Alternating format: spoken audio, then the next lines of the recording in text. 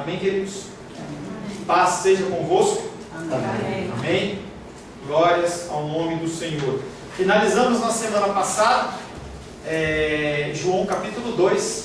Está andando mais rápido do que eu pensava.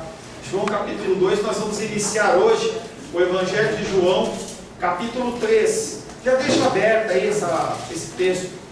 João, Evangelho de João, capítulo 3. Tá? Como foi falado pelo presbítero Sebastião, hoje é dia de Santa Ceia, um dia em que nós, em obediência, celebramos a Santa Ceia até que Ele venha. Semana passada, estivemos meditando sobre o tema: o sinal apresentado por Jesus aos religiosos é a sua própria morte. A fé tem se baseado em circunstâncias terrenas, beirando quase ao misticismo. As pessoas, elas têm a sua fé baseada em coisas que acontecem. Estava vendo com tristeza algumas coisas na internet. Um pastor pagou R$500 para ter a maquete da Arca da Aliança na casa dele, simbolizando a presença de Deus. E as pessoas, elas acham que realmente aquilo faz diferença. E a fé de muitas pessoas tem se baseado em coisas como essa.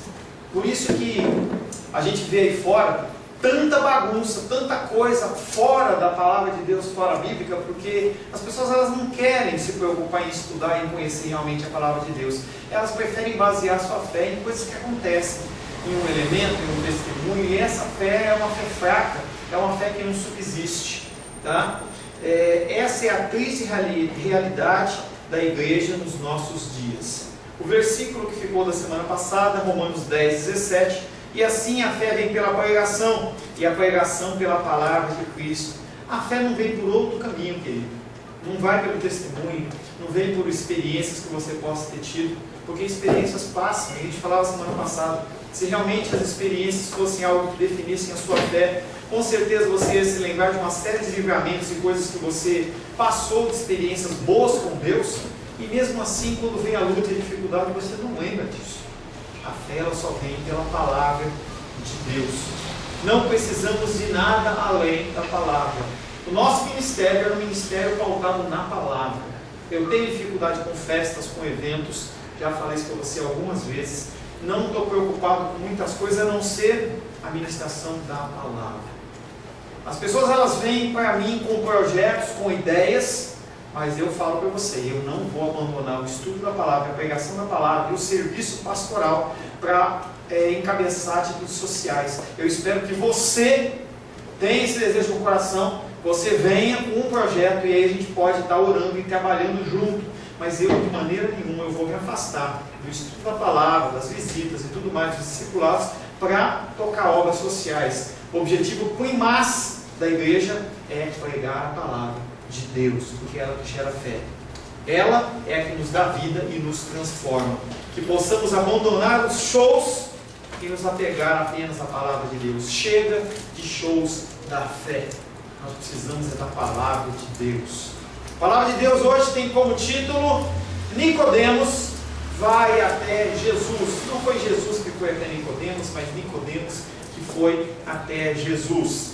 Vamos abrir a palavra de Deus em João capítulo 3. Nós vamos ler do verso 1 até o verso 15. João, Evangelho de João, capítulo 3, versos de 1 até o verso 15. Assim diz a palavra de Deus. Pode levantar para pegar a Bíblia, não tem problema não. Havia entre os judeus um homem chamado Nicodemos, um dos principais dos judeus. Este, de noite, foi ter com Jesus e lhe disse: Rabi, sabemos que és mestre vindo da parte de Deus, porque ninguém pode fazer estes sinais como tu fazes, se Deus não estiver com ele.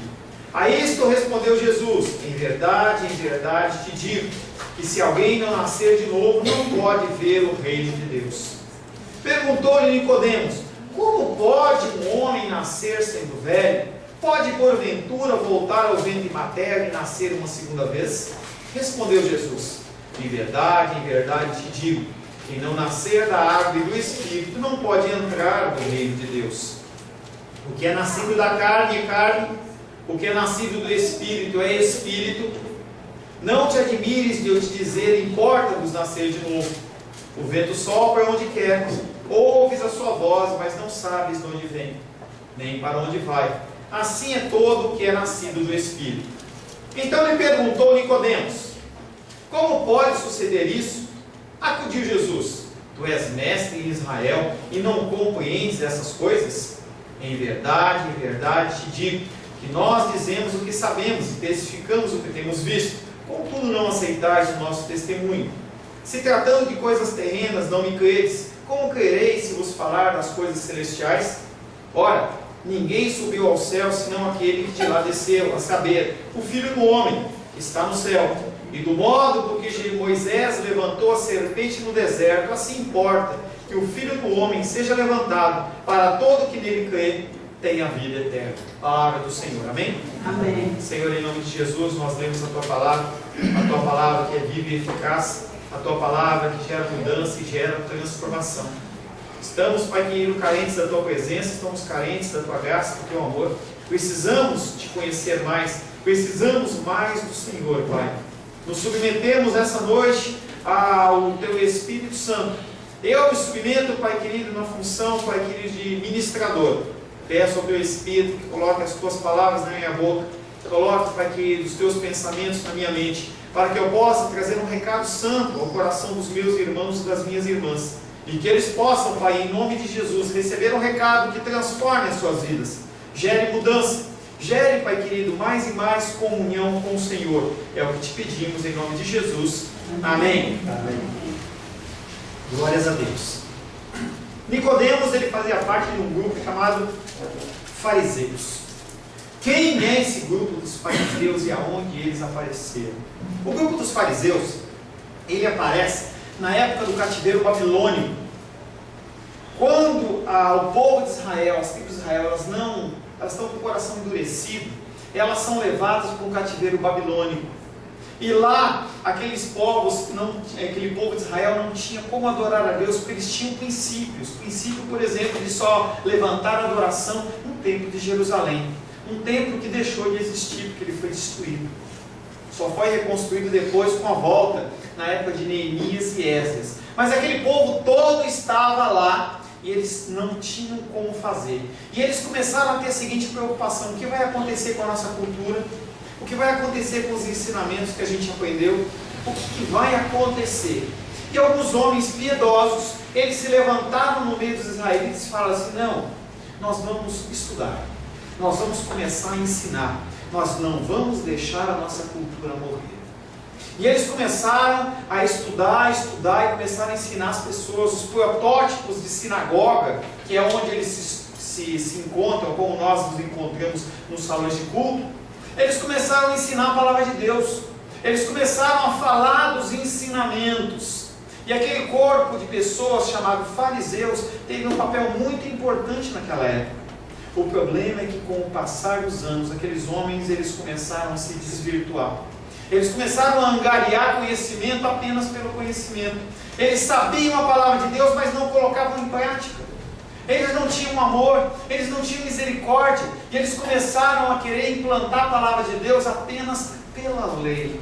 E aquilo que era uma bênção, aquilo que era uma coisa boa, deixou de ser, porque eles começaram a se tornar religiosos. Eles começaram a pressionar as pessoas a cumprir coisas que nem eles mesmos conseguiam. Então, no momento inicial, os fariseus eles faziam parte de um grupo importante. Mas os fariseus, com o passar do tempo, eles se desvirtuaram. É um alerta para você, porque você pode se tornar um religioso, você pode se tornar um conhecedor da palavra de Deus, mas que não coloque em prática, e você começa a se tornar como um fariseu. Jesus Cristo se referiu aos fariseus como homens que eram como sepulcros, como covas, como túmulos, caiados, branquinho por fora. Você vai lá no cemitério lá, como é que é o nome da Esperança?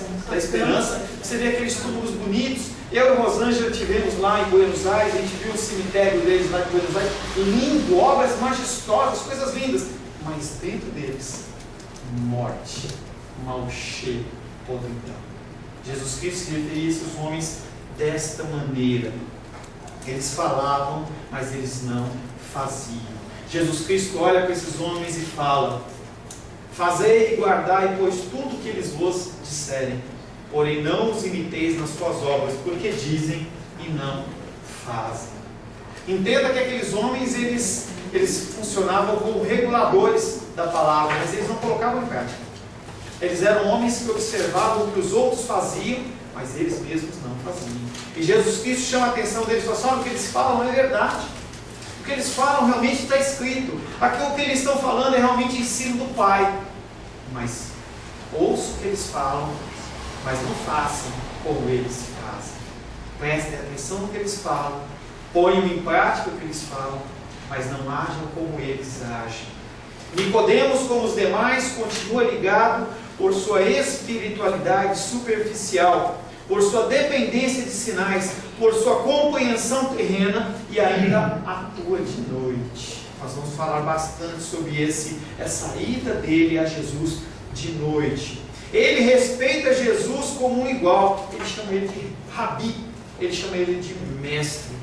E ele reconhece que a ação dele vem da parte de Deus, porque não há como milagres que ele faz ser da parte de um homem, mas ele reconhece que aquilo vem de Deus. O problema é que ele é religioso. Ele olha para aquelas coisas, mas ele não consegue se desvincular do conceito fariseu, conceito religioso, e ele fica preso. O primeiro versículo que nós vamos meditar está em João 3:1. Havia um homem do partido fariseu, nós já falamos do partido do fariseu, chamado Nicodemos, e ele era uma autoridade entre os judeus. Essa autoridade que ele tinha, porque ele fazia parte de um grupo de pessoas que chamava-se Sinédrio, o mesmo Sinédrio que julgou Jesus. Era um grupo de por volta de 71 pessoas, pessoas importantes, pessoas letradas de uma série de pessoas importantes dentro da sociedade judaica, na sua grande maioria anciãos, pessoas com experiência e estudo, que eram utilizados para administrar e ministrar as pessoas sobre os assuntos administrativos e políticos religiosos daquela nação. Aquele povo do Sinédrio também era quem intermediava o povo judeu com o povo romano, com o governo romano. O governo romano que cuidava da organização e dominava a grande parte do mundo. E dominava também aquela região. Então quem fazia essa intermediação era o povo do Sinédrio. Ao mesmo tempo ele representava frente à autoridade romana também. De onde nasceu o Sinédrio? O Sinédrio ele nasce lá atrás em Êxodo. Quando Moisés ele consegue tirar aquele povo do Egito. E aí, em certo momento, o seu sogro Jetro vai visitá-lo e começa a conversar com ele. E ele fala assim: bom, meu sogro, agora eu vou atender o povo. O povo tem uma série de questões para eu resolver. E Jetro ficou olhando. Aquela fila enorme de pessoas com as suas dúvidas e dificuldades. E aí Moisés ele se senta e começa a atender um a um. E Jetro olha para aquilo e fala assim: que coisa mais sem cabimento. E aí quando dá uma pausa, ele chama Moisés e fala: Moisés, o que você está fazendo, Moisés? Está tudo isso em Êxodo capítulo 18. O que você está fazendo, Moisés?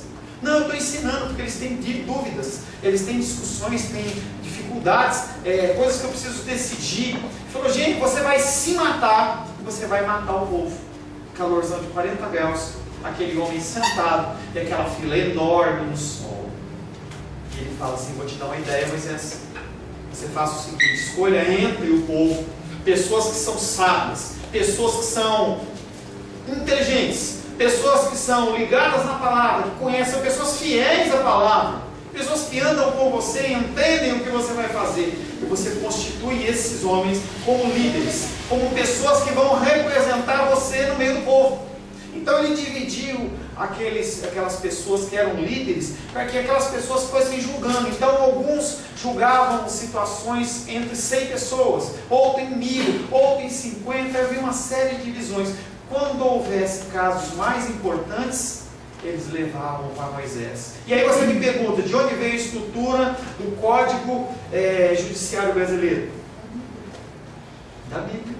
O Código Legislativo? Da Bíblia.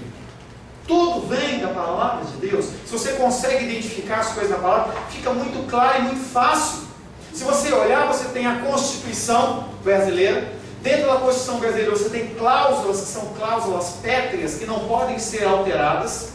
Abaixo dela tem leis, decretos, uma série de coisas que elas vão se submetendo uma a outra até chegar no limite máximo. Quando você pensa em legislação, você imagina que tem um tribunal normal, você tem um tribunal de justiça, até que você chega no Supremo Tribunal, que seria a instância máxima, que seria a figura de Moisés, que seria a figura nesse texto do Sinédrio. Um grupo de pessoas que estava preparado para, entre aspas, ajudar. O problema deles é que eles também eram religiosos.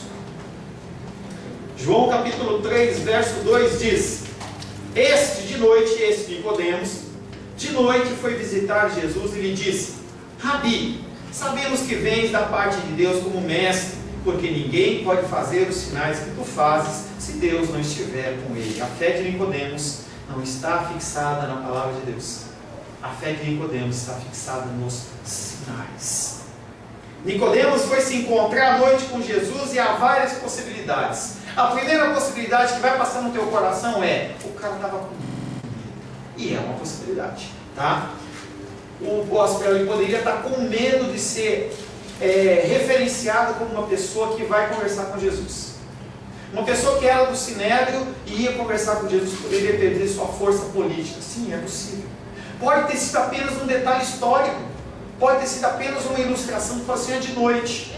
Também pode ser que os rabis e os mestres, eles trabalhavam até altas horas. As pessoas, elas atendiam muitas pessoas. Então também havia a possibilidade que era o fim do trabalho dele. E ele saía dali, era um tempo dele encontrar com Jesus com mais calma e mais tranquilidade. Mas pastor, qual que é o verdadeiro? Qual que é o correto? O correto, querido, ele é diferente desses três. O correto é que essa noite faz referência ao espírito de Nicodemos. Nicodemos estava em trevas. Ele era um homem que conhecia a palavra de Deus, não colocava em prática, e ele estava em trevas.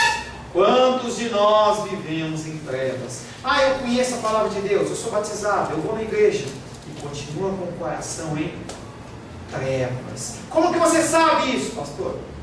Querido, para você saber o sentido de uma palavra, você não basta tirar ela do contexto e aplicar aquela palavra dentro do teu entendimento.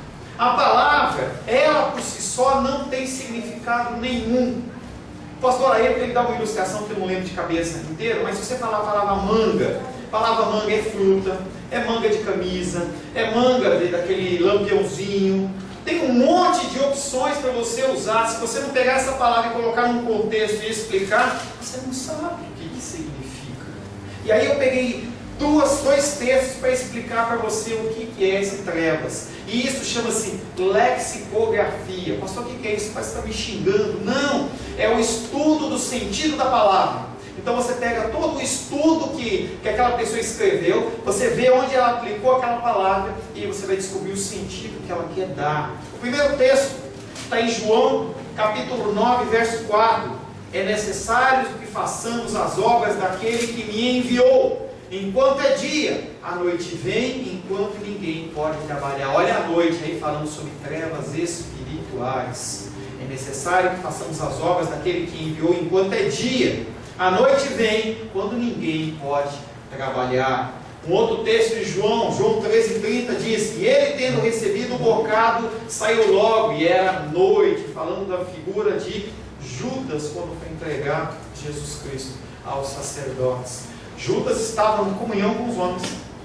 Ele andou com Jesus Cristo 3 anos. Ele ouviu os ensinamentos, ele conhecia os ensinamentos, mas o coração dele era trevas, era escuro. Então, é esse sentido de que Nicodemos foi visitar Jesus de noite. Ele foi visitar Jesus de noite na negritude do seu coração. O coração dele em trevas, tá? Nicodemos se aproximou de Jesus à noite, mas a sua própria noite, o seu próprio coração era mais escuro do que ele mesmo pensava. E com o discorrer desse texto, você vai ver que ele vai sendo confrontado com o discurso de Jesus, e ele responde de forma como criança. não nesse domingo, mas no outro você vai ver ele fala assim, será que eu posso nascer de novo? Ele começa a pensar no sentido natural, sempre que Jesus Cristo está tratando com o homem de assuntos espirituais. Hoje uma irmãzinha chegou para mim e falou assim, pastor, a gente precisa falar da reforma, vamos ensinar da reforma. Gente, como é que eu posso ensinar de reforma para vocês, se muitos têm dúvidas sobre salvação? Muitos têm dúvidas sobre o Espírito Santo, sobre a ação, sobre essas coisas que são básicas. A gente não leu a Bíblia inteira, a gente não sabe orar. Por que eu vou fazer um estudo de reforma se você ainda está no básico? Talvez um esteja mais do que o outro, mas eu tenho que trabalhar numa atitude mediana para poder levar vocês no mesmo nível. Não adianta eu jogar um assunto lá em cima que você não vai entender nada, para um ou outro entender. O meu objetivo é estar colocando vocês num nível básico, num nível comum. Isso não é pecado nenhum, isso não é problema nenhum, tanto que se o Senhor assim permitir, amanhã eu vou estar visitando o irmão Paulo com a sua família, que vai começar a fazer o trabalho de discipulado na casa dele. Por quê? Eles como cristãos com mais de 10, 20 anos, 30? Não? 20. 10. Novos. Amém. Não importa. Eles têm um tempo de caminhada, já fazem faculdade lá na CEBI e sentem a necessidade de estudar princípios básicos. Isso não é vergonha nenhuma. Entenda que nós precisamos falar dos princípios básicos. Não adianta você começar a construir coisas em cima se você não tem o básico. Os meus alunos sabem, quando eu pego uma turma nova, eu entro e falo assim, vocês já leram a Bíblia? Porque não tem sentido eu falar de teologia se você não leu a Bíblia. Ah, pastor, eu já li Salmos. Glória a Deus, e o resto? Ah, eu já li Provérbios, eu já li os Evangelhos. E o resto? Não adianta você se especializar em livros, em técnicas, em normas, em uma série de coisas, se o básico que é a palavra de Deus você não conhece. Não conhece. Por isso que a nossa escola dominical, eu sempre vou ter um livro da Bíblia em estudo. Porque a gente tem que conhecer o que a palavra de Deus diz. Não importa o que eu falo, importa o que a palavra de Deus diz. Nicodemos se aproximou de Jesus à noite. Interessante se referir a Jesus como mestre. Ele o tinha como igual. Já falei algumas vezes para você, a figura quando você falava rabi, falava mestre, você está se sujeitando, falando assim, eu sou menor que você. Esse homem se apresenta a Jesus falando assim, eu sou menor do que você. Mas ele está baseado no quê? Nos sinais. É a falha. Ele está olhando sinais e maravilhas. Não se baseando na palavra, porque os textos, a palavra de Deus inteira, ela aponta para Cristo. Se Nicodemos ele tivesse a mente ligado no que está acontecendo, no que é estudado, no que ele tinha de cabeça estudado, ele ia saber que aquele homem fazia referência ao Messias prometido, e ele ia entender com muito mais facilidade, mas ele era preso por religiosidade. Você muitas vezes é preso por religiosidade.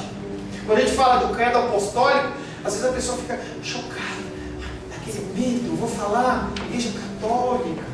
Gente, a gente tem um ranço, a gente tem uma preocupação com coisas que são naturais, que a gente não pode ter, a gente tem que deixar o Espírito Santo agir, sempre com racional, nunca agindo de uma maneira leviana. Nicodemos, ele não desdenhava dos milagres de Jesus. Ele olha e fala assim, não pode ter uma pessoa que faz o que você faz se Deus não estiver com você. Os outros fariseus não olhavam para esses milagres de uma maneira alegre, de uma maneira correta. Marcos 3:22 diz, os escribas e os fariseus falando com ele, os escribas que haviam descido de Jerusalém diziam, ele está possesso de Beelzebul, e é pelo maioral dos demônios que ele espere os demônios. Quando aqueles homens, fariseus e escribas, que eram outra classe de fariseus, que era uma classe que os escribas eram aqueles que escreviam, eles viam os milagres de Jesus, ele falava assim, ele não expulsa pelo poder de Deus não. Nicodemos sabia que ele expulsava pelo poder de Deus, mas aqueles homens falam assim, não, ele expulsa por Beelzebul, que é uma entidade maligna, que é um dos principados de Satanás. Ele expulsa com o poder do próprio Satanás. E aí Jesus Cristo desarma eles e fala assim, gente, como é que vocês estão dizendo que eu expulso pelo nome de Satanás? Um reino, se ele tiver confusão dentro da casa dele, não prospera. Não tem como eu ser devoto de Satanás e expulsar os demônios de Satanás. E aqueles homens se calaram, porque Jesus falava com autoridade. Nicodemos foi mais respeitoso que alguns dos seus colegas e veio até Jesus. Mas a evidência dos sinais miraculosos é que convence Nicodemos de que Jesus não é um mestre comum. Não se apegue aos sinais. Não se apegue a experiências. Guarde no seu coração o que Deus fez por você. A gente canta aquele louvor, conta as bênçãos, conta. Hoje pela manhã eu falava e eu volto a falar para você. Você agradeceu pela manhã, pelo mês de outubro em que Deus te protegeu? Será que você pode tirar 5 minutinhos para você falar assim: Deus, obrigado pela vida, obrigado pela saúde, obrigado pela alimentação, pelo vestuário, pela escola dos meus filhos? Será que você separa um tempinho para isso?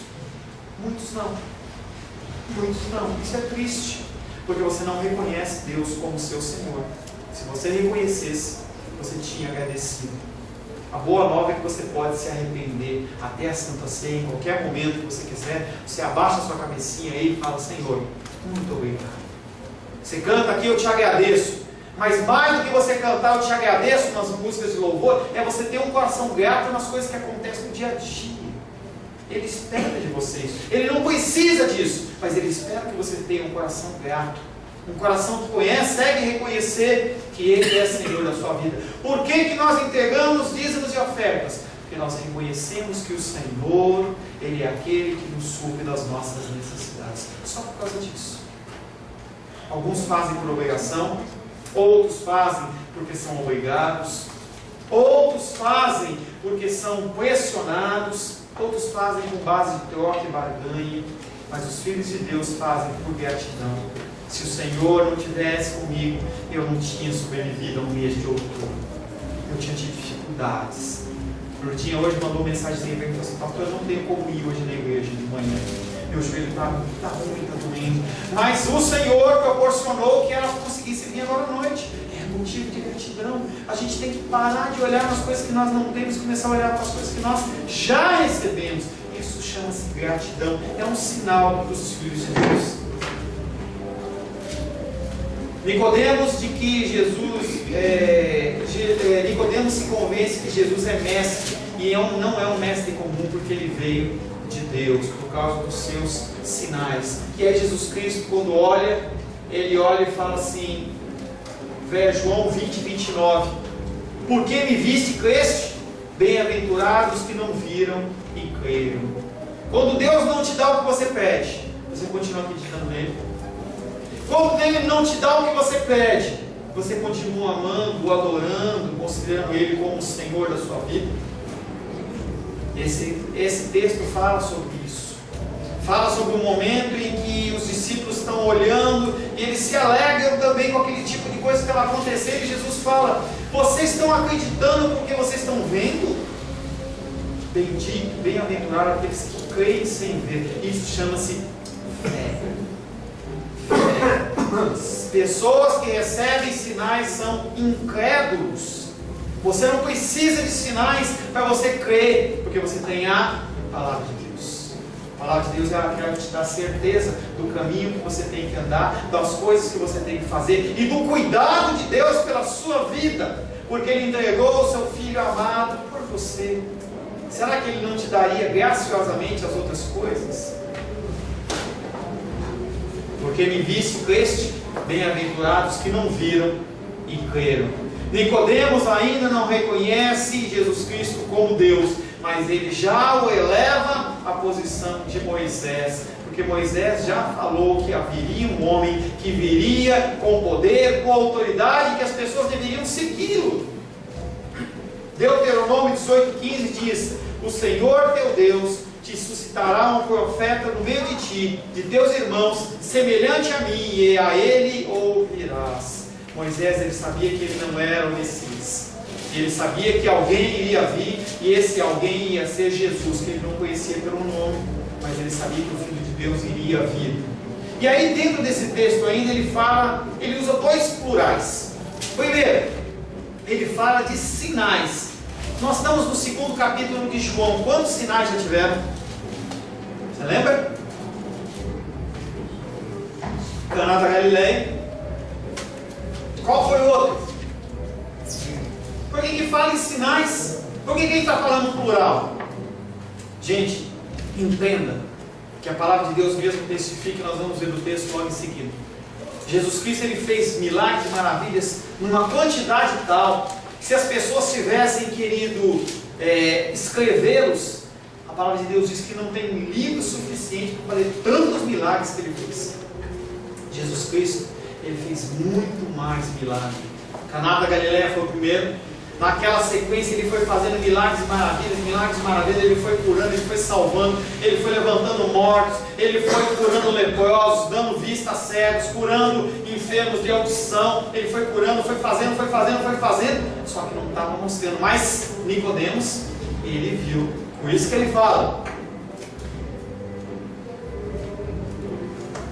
Esse de noite foi visitar Jesus, ele disse: Rabi, sabemos que vem da parte de Deus como mestre, porque ninguém pode fazer os sinais que tu fazes se Deus não for com ele. Então ele observava e via muitos sinais. E aí também ele fala: sabemos. Nicodemos, ele fazia parte de um grupo de pessoas que estavam insatisfeitas. Da mesma maneira, na reforma, como padres, eles começaram a se levantar, porque eles não concordavam com a situação que estava ocorrendo. Naquela época também haviam sacerdotes que não comungavam com a estrutura eclesiástica daquela época. Então já naquela época haviam homens, e Nicodemos era como que um representante dessas pessoas. João capítulo 20, verso 30 diz: na verdade, fez Jesus diante dos discípulos muitos outros sinais que não estão escritos neste livro. Jesus Cristo fez muitos mais sinais. Segundo, quando Nicodemos fala sabemos, ele está fazendo parte, está falando de um grupo de pessoas e não em relação a ele. João capítulo 3, verso 3 diz: Jesus lhe respondeu: em verdade, verdade eu te digo, a menos que nasça de novo, ninguém pode ver o reino de Deus. E aí a coisa complica. Nicodemos, ele fala assim: poxa, eu estou vindo aqui, entendeu? Eu estou me sujeitando, estou chamando um cara de rabi, estou chamando ele de mestre, e aí ele fala para mim que eu preciso nascer de novo. Que conversa é essa? O pensamento religioso daquela época é: se você é judeu, você é circuncidado, você já está no reino de Deus. É o conceito em que as pessoas acham que eu vou na igreja, eu assisto o culto, eu já estou salvo. Em algum momento da minha história, eu aceitei Jesus como Salvador, mas hoje eu não estou mais na igreja. Eu tenho a minha comunhão com Deus. Cuidado com a sua vida, cuidado com isso, cuidado com esse tipo de pensamento, porque é um pensamento que te leva para o abismo. A palavra de Deus fala que nós temos que congregar. É aqui onde nós aprendemos, não porque eu sou especial, porque eu sou melhor, ou porque esse lugar é santo, nada disso. Porque a palavra de Deus nos ordena que a gente tem que congregar, a gente tem que viver junto.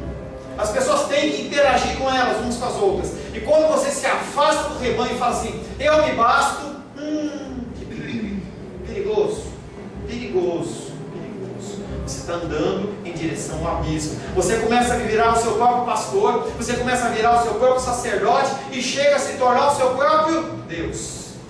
Porque você não tem meta, você não tem regra, você não tem nada que te controle, você vai dando vazão ao seu coração e daqui a pouco você num dia está no culto, no outro dia você está na balada, no outro dia você está pulando carnaval e aí vai.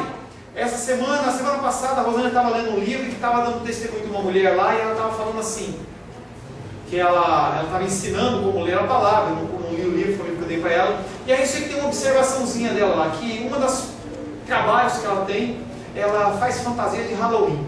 E aquilo chamou a atenção da Rosana, a Rosana me chamou, eu olhei aquilo, e eu falei: como é isso?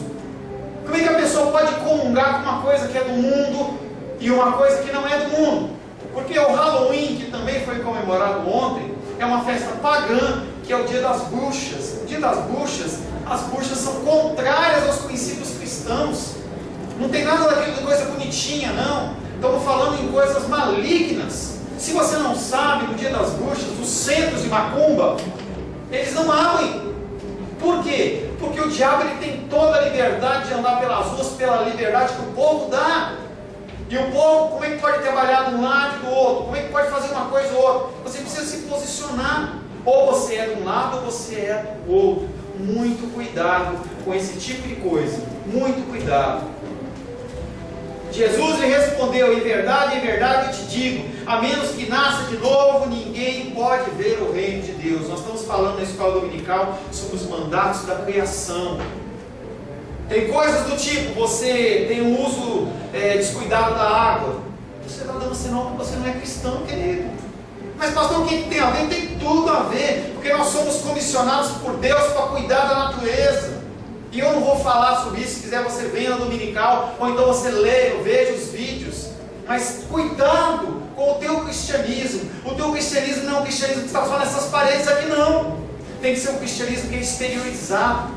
O que você faz com a sua vida? O que você faz com o seu corpo? O que você faz com as suas decisões? O que você faz com o alimento que você compra? Como que você lida com essas coisas? Com o bichinho, com os animaizinhos? Como que você lida com isso? Tudo isso é ser cristão. O pensamento religioso predominante nos dias de Jesus é que todos os judeus eram admitidos diretamente no reino, a menos que eles abandonassem a sua fé à apostasia, ou então eles fizessem algo muito agressivo, entendeu? Muito sem misericórdia, que eles falavam que ele não tinha. Mas o conceito era que todos eles estavam salvos, todos eles eram filhos de Deus. Aqui aparece Jesus dizendo ao respeitado membro do Sinédrio que a sua entrada estava condicionada a ele nascer de novo. Aquele homem tem um choque. Ele fala assim: poxa, eu estou vindo aqui e esse homem fala que eu não sou salvo, que pode ser que eu não esteja entrando no reino de Deus. Se eu não nascer de novo, eu não estou no reino de Deus. E Jesus Cristo fala: é isso mesmo. Se você não mudar, você não entra no reino de Deus. Mas eu estou na igreja cristã, semente de vida. E daí? E daí? Se você não mudar o seu coração com a palavra que sai do altar, ou que você interage com a palavra de Deus, você vai para o inferno. Infelizmente você vai passar a eternidade no inferno.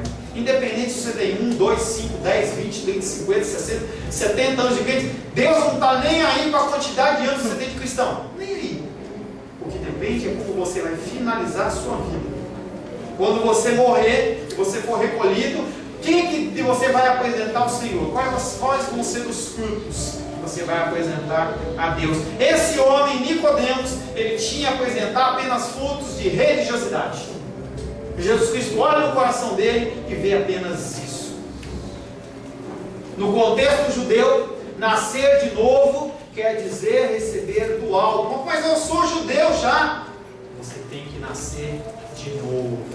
1 Coríntios capítulo 2, verso 14 diz: ora, o homem natural não aceita as coisas do Espírito de Deus, porque ele é loucura, e não pode entendê-las, porque elas se discernem espiritualmente. Se você não é uma pessoa que nasceu de novo, o que eu estou falando para você, você fala assim: esse cara está louco.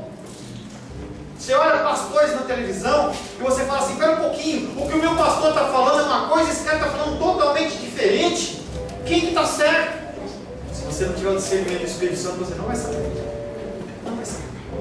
As pessoas estão fazendo o que querem ali fora, inventando o que querem. Vi com muita tristeza um pastor que ele trouxe um óleo de Israel e ele encheu uma cuba lá de óleo, aquele óleo lá, ele pegou uma Bíblia e deixou imersa lá uma semana. E depois ele começou a pegar aquela Bíblia e espremer para aquele óleo sair. E aí aquele óleo, segundo ele, foi santificado porque ele estava espremendo a palavra. E as pessoas acreditam nisso. E a pessoa acha que ela é santificada por isso. E hoje também um pastor que pagou R$500 para estar com uma moldura da Arca da Aliança para ficar na sua casa, para a presença de Deus, ficar 3 dias na casa dele. Que doideira é essa, gente? São pessoas que, como você, vão na igreja aos domingos, vão na escola dominical, interagem, mas não veem nada. São cegos. São pessoas cegas. Ora, o homem natural não entende as coisas do Espírito de Deus. Você vai falar para um homem desse que ele está fazendo um absurdo, ele vai falar: não, quem está errado é você, porque eu espremo a Bíblia aqui, a Bíblia é santa, está tornando o óleo cada vez mais santo. Ele fez para estragar a Bíblia dele, mais nada. Mais nada. Cuidado com o que você ouve.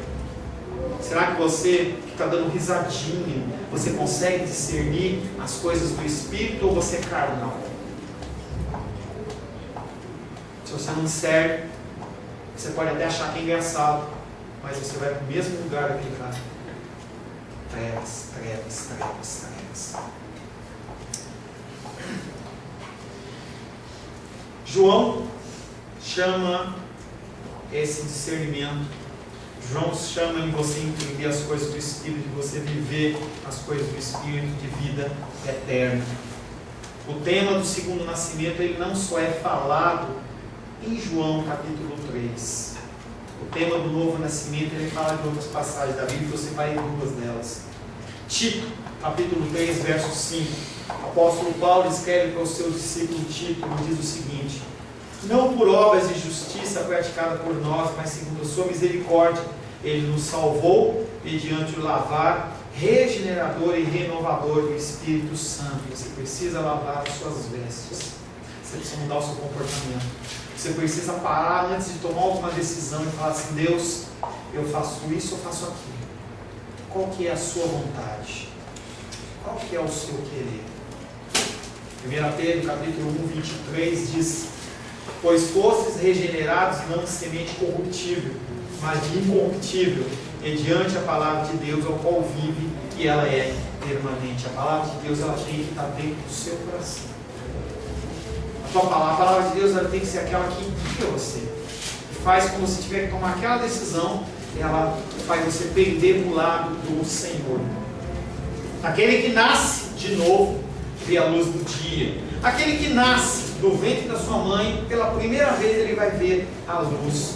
O novo nascimento permite ver e desfrutar o reinado de Deus, que se anuncia como um amanhecer. O nascer de novo é uma metáfora em que você faz a comparação tanto do nascimento de uma criança que está lá na escuridão dentro da barriguinha da mamãe, e a hora que ela sai, ela dá de cara com aquela luz, e é um mundo novo. A mesma coisa é o novo nascimento. Quando você é um novo nascido, quando você nasce de novo, aquelas escamas caem e você consegue contemplar aquele mundo de uma maneira diferente.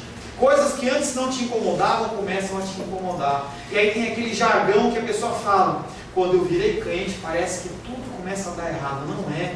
É que os seus olhos estão enxergando de uma maneira diferente. Coisas que você permitia, você não permite mais. Coisas que você aceitava, você não aceita mais. Não porque alguém falou, mas porque aquilo é implantado no seu coração. Porque você é nascido de uma semente incorruptível. Jesus Cristo, ele passa a habitar no seu coração. Esse nascimento não pode ser de outra forma a não ser através do Espírito Santo. Porque a transformação, ela tem que ser total, não é parcial. Mesmo que você esteja caminhando num processo de santificação progressiva, a mudança dentro do teu interior já aconteceu. O teu espírito antes morto, ele é um espírito novo e recriado. Você tem contato com o Senhor que você não tinha antes. Sem o Espírito de Deus, você fala ao vento.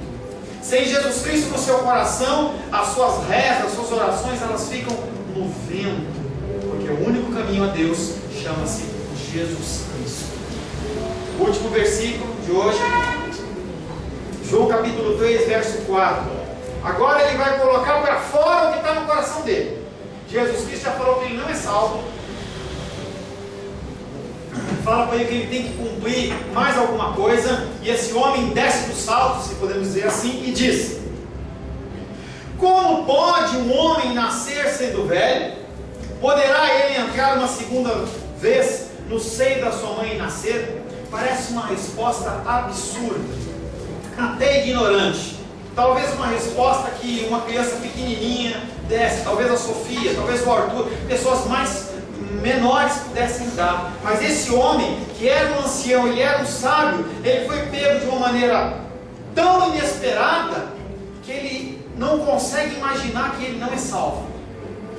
E a resposta que ele pode dar é uma resposta natural. Lembra do versículo anterior? As coisas espirituais só se discernem por aqueles que têm o Espírito de Deus no coração. E esse homem não tem. Ele é ímpio. Ele não é salvo. Esse homem não conhece a Deus. É como Jó, ele conhecia Jó de ouvir falar. Você conhecer todos os textos da Bíblia não te leva a nada. Talvez seja um jugo maior se você ouvir.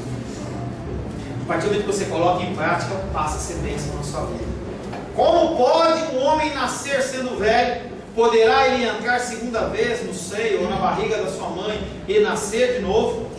Algumas possibilidades para a resposta de Nicodemos. A primeira: ele, como um judeu mais ímpio, que não conhecia Deus, tinha o entendimento cegado e o coração endurecido. Sem Deus, sem o Espírito Santo, seu coração é duro. Você não entende, você não tem amor, você só olha para você. Efésios 4,18 diz sobre os corações que não têm Deus, obscurecidos de entendimento, alheios à vida de Deus por causa da ignorância em que vivem, pela dureza do seu coração. Eu vou falar uma frase para você que pode ser que te choque. Você, antes de aceitar Jesus, você odiava Deus. Ódio mortal de Deus, porque tudo que você queria fazer eram coisas que eram contra a vontade de Deus. Sem Jesus no coração, você age como um inimigo de Deus. Você age como uma pessoa que anda perdido, como um cego, fazendo apenas a sua vontade, nada mais do que isso. Obscurecidos de entendimento, alheios à vida de Deus por causa da ignorância em que vivem, pela dureza do seu coração.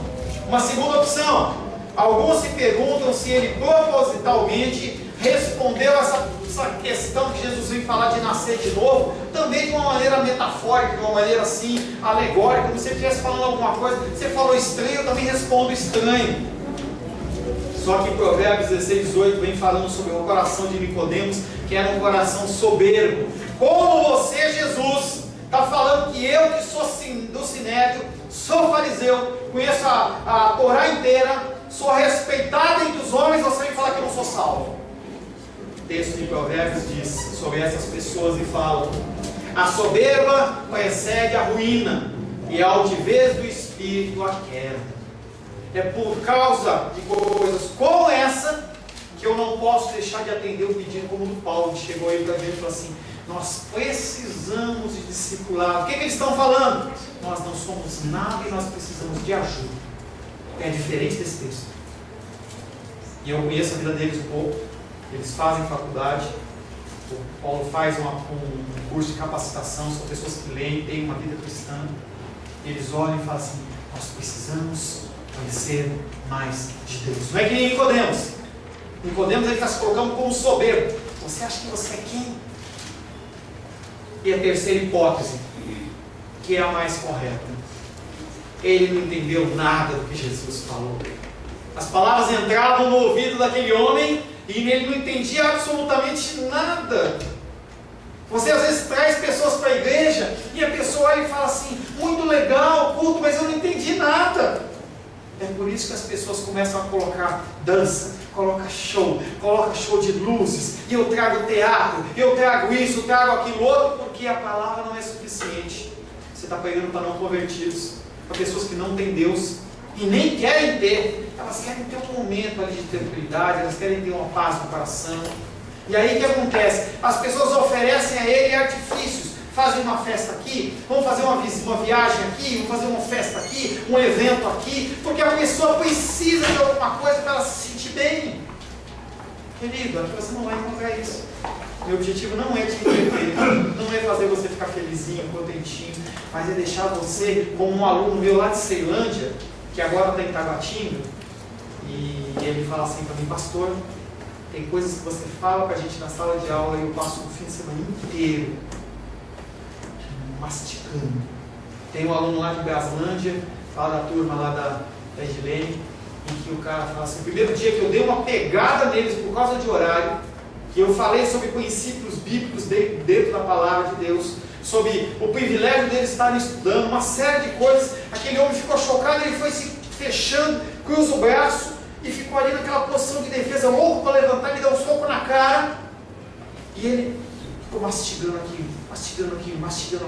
Toda vez que eu o encontro, ele fala: pastor, eu não esqueço daquele dia que você falou aquilo para mim.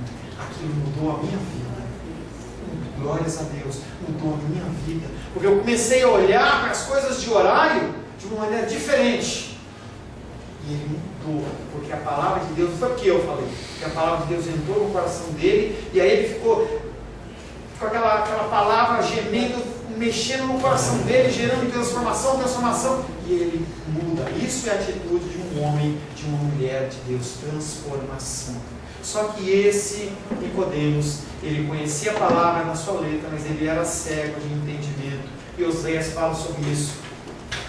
Meu povo está sendo destruído porque lhe falta o entendimento, o conhecimento.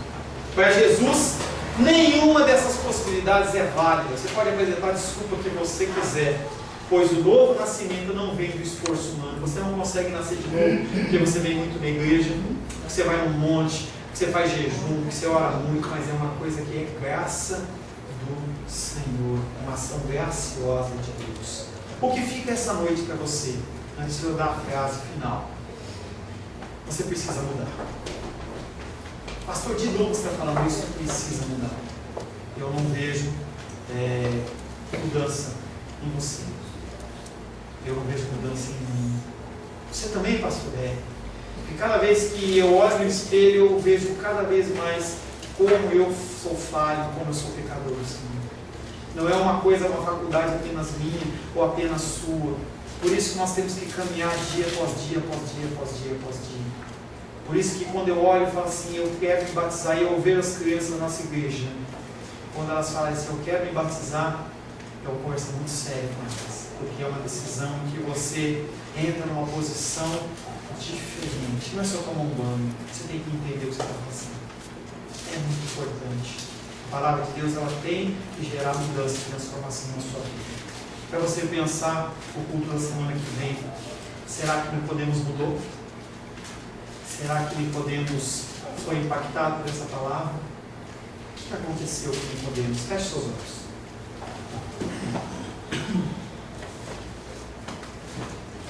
Senhor Deus, louvamos, adoramos e benzemos o teu nome.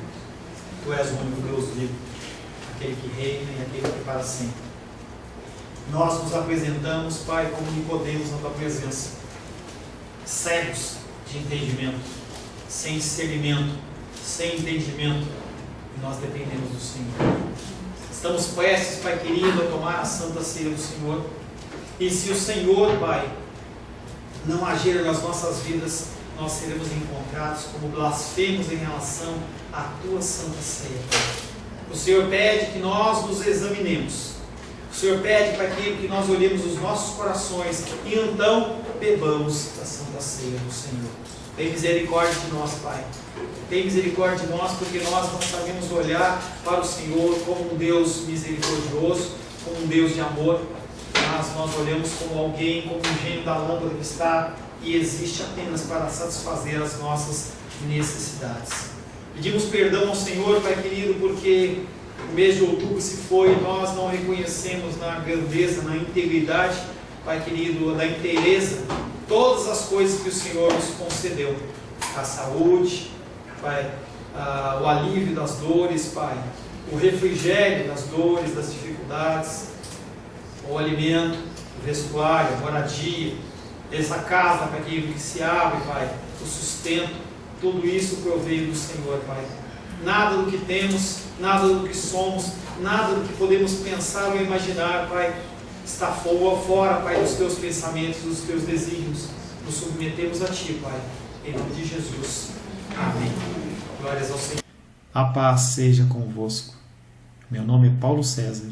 Eu sou pastor da Igreja Cristã Semente de Vida, aqui em Brasília, Distrito Federal. Me alegro que a palavra tenha te alcançado.